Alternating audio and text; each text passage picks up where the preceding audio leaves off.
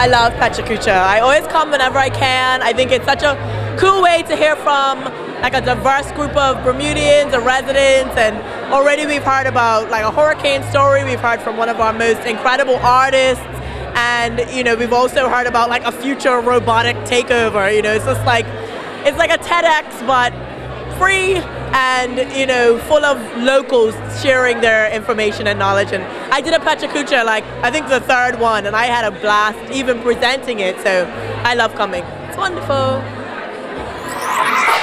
So, don't talk to my 20 seconds, they go past really fast. So I was at 10 one day, chatting with a couple of people, doing my usual thing, which is asking people to get involved in projects that I were trying to get off the ground. And after a little while, Tiago looked at me and he said, Aideen, if I may ask, why are you doing this? And I said, because I think it, you know, sounds like a good idea. So that's what we were doing, thinking about the next good idea. This is just some of the things that I have been involved in. Really, the point that I wanted to make tonight is I think people sometimes get paralyzed into inaction because they think the project is too big to do, and they're not. Island Challenge, for example, is an idea that I walked around with in my head for 6 years before I did it. I see Amy is here, twisted Amy's arm, and a couple of other people who provided some sponsorship. I would be happy if 50 teams showed up, 75 teams showed up. We made $46,000 to distribute to charity. It's now part of the Bermuda Triple Challenge. Jason and Reed have taken it over. So while I was doing that, I was also thinking about what's happening otherwise. And what was happening was the Venice Biennale in Venice, obviously, on architecture. The theme was common ground. I have no idea what these particular installations did to reflect the theme of common ground at all. But it's various nations, and the one that I liked was the American pavilion, which was called Spontaneous Interventions. And that was all about regular people going out and doing small things to make a difference in their community. And we can do that here, if we just don't let ourselves get into some sort of inaction rigmarole of thinking that it's all too difficult. This is an idea. There were 124 ideas in the American Pavilion. This is one from an artist called Yves Mosher. It really is just that, a big plastic arrow which directs your elected officials to areas that need change. It couldn't be more obvious than that. This is another one. This is actually several ideas from an architect and urban planner by the name of Candy Chang. Before I Die is an opportunity for you to put out there your wishes, things you want to do. This is a chalkboard installation, actually I photographed in Camden Market in London. The confession one is appropriately in Las Vegas, and I wish this was, you can slap the sticker on an empty storefront and give the building owner a clue.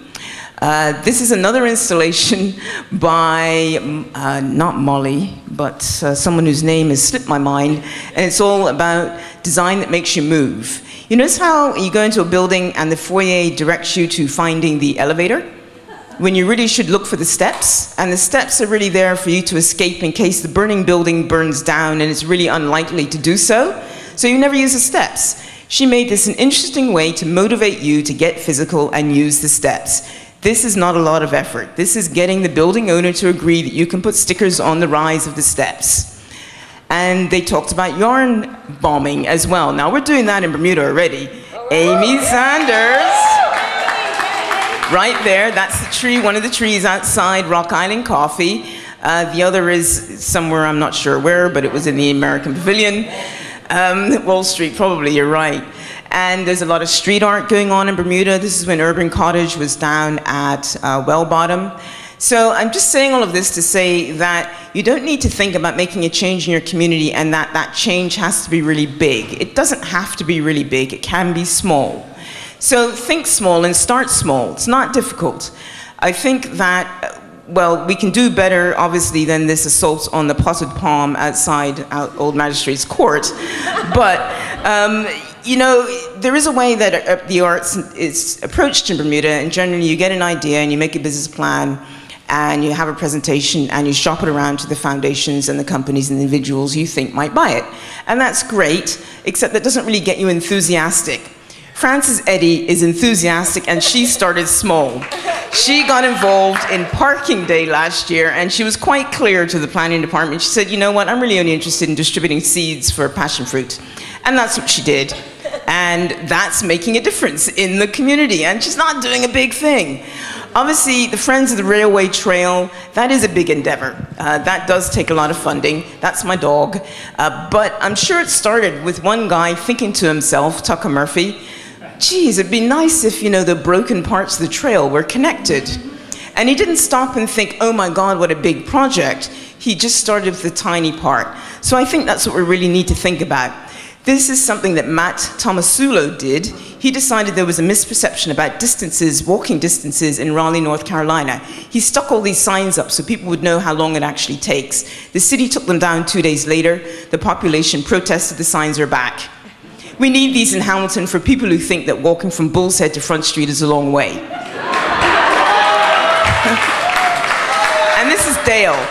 I'm moving on to my next project, Dale. This is Humans of Bermuda. I'm sure you've heard of Humans of New York. Humans of Bermuda is coming. Now, it's not really my project, it's John Manderson's, but he needed more than one photographer. So what I did, not difficult, I found some other photographers. But this is a project I do want to do. This is a very poor screenshot of a now defunct website called My Block NYC. We spent a lot of time in the last couple of weeks talking at each other. I don't think we're really listening to each other. This is an opportunity to capture the stories of people in their neighborhoods, what's going on in their neighborhoods, and then you can geo-reference it to their neighborhood, and they do this in New York. Now, a lot of people think, oh my gosh, what are the barriers? Don't worry about the barriers. There are obviously barriers. They're economic, they're spatial, there are all sorts of things that can get in the way, but just think about it. Think about thinking outside the norm, doing the thing anyway, taking the different path, and just implementing that guerrilla garden, that parklet, and asking for an apology later. Just do it. Think about it. Bermuda, an ever-changing creative cultural space. Do it. And I'm even going to tell you, as the planning department director, how you do it. Get the book. It's called Tactical Urbanism. It's going to be on sale on Amazon in March, but you can go to the website of Street Plans Collaborative. It's a guy called Michael Aideen, and he's working on how to help citizens, basic citizens, make changes. Because at the end of the day, you miss 100% of the chances you don't take. And in the words of Arthur Ashe, start where you are, use what you have, do what you can. Doesn't take a lot. Try it.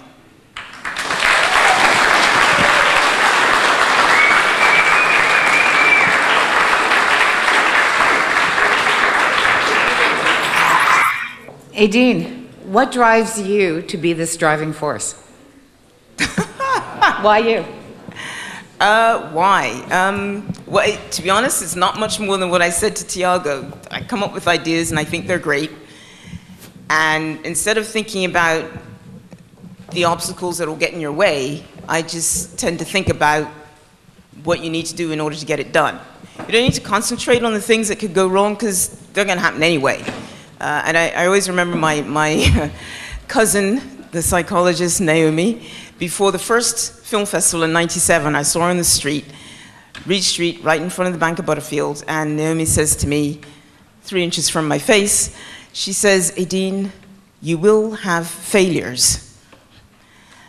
She said, but that's okay, because you're starting out, and you'll learn. And it was actually the best thing that she could have said, because I'd never organized a film festival before, none of us had. And you always worry about the things that go wrong. There's no point worrying about the things that go wrong, especially when you're doing it for the first time, because you don't know.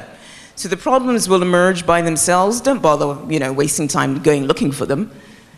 You'll never do anything if you do that. So just go ahead and do it.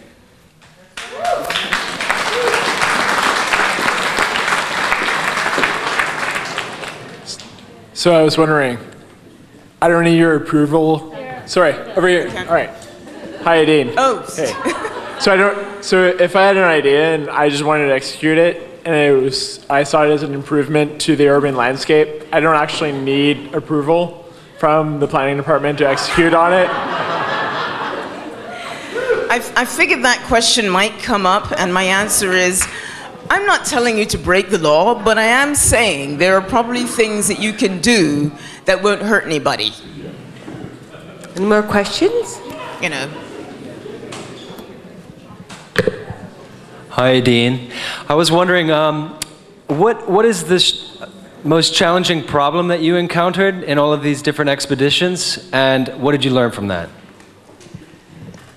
Well, the usual one is a concern about taking too many things for granted.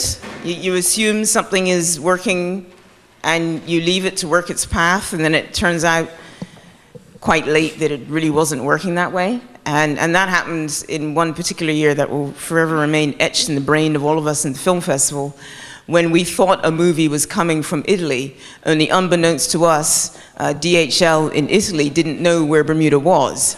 So the movie was still sitting in Italy 2 days before it was supposed to screen to a packed and sold out show in Bermuda. We spent a long time, we spent all of that the Thursday and then the Friday trying to figure out how to get the movie to Bermuda. And we finally arrived at the only option, and it's just making a long story very short, it had to come in on the BA flight on Saturday night, which was about an hour and a half before it was supposed to screen. So what we did was we organized customs to not get in the way. We organized the airport to let our volunteer, Peter Dunn, to meet the plane. We organized the people who take the luggage off BA flights to go with Peter to get the film off the plane.